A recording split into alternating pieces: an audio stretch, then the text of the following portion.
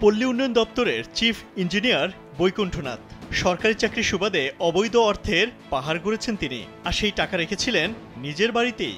কিন্তু বিধি বাম, দুর্নীতি দমন দপ্তরের অভিযানে ধরা পড়ে গেছেন সেই সরকারি কর্মকর্তা। জানা গেছে একসাথে 7টি স্থানে অভিযান চালিয়ে এখন পর্যন্ত প্রায় 2,10,00,000 টাকা উদ্ধার করেছেন তদন্তকারীরা। কিন্তু নিজে বাঁচতে অদ্ভুত এক কাজ করে বসেন এই কর্মকর্তা। দুর্নীতি দমন কর্মকর্তারা দরজায় পৌঁছানোর আগেই জানালা দিয়ে বান্ডিল বান্ডিল টাকা বাইরে ছুঁড়ে ফেলেন বৈকুণ্ঠনাথ। পরে স্থানীয় প্রত্যক্ষদর্শীদের উপস্থিতিতে এসব টাকা জব্দ করা হয়। মূলত তার বিরুদ্ধে আয় বহির্ভূত সম্পদ অর্জনের অভিযোগে এই তল্লাশি অভিযান পরিচালিত হয়। অভিযানে নেতৃত্ব দেন 26 জন কর্মকর্তা। Walton washing machine, simplifying life with hassle-free washing.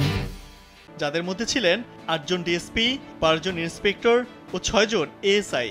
অভিযানে নগদ অর্থ ছাড়াও কিছু জমি, সম্পত্তি, ফ্ল্যাট, স্বর্ণালংকার ও মূল্যবান নথিপত্র জব্দ করা হয়েছে। অদ্ভুত এই ঘটনাটি ঘটে ভারতের উড়িষ্যার ভুবনেশ্বরে। এ ঘটনায় উড়িষ্যার সরকারি স্তরে দুর্নীতির বিষয়টি নতুন করে আলোচনায় আসে। সংশ্লিষ্ট কর্মকর্তারা জানান, ব্যাপকভাবে তদন্ত চলছে, প্রয়োজনে আরও অভিযান চালানো হবে।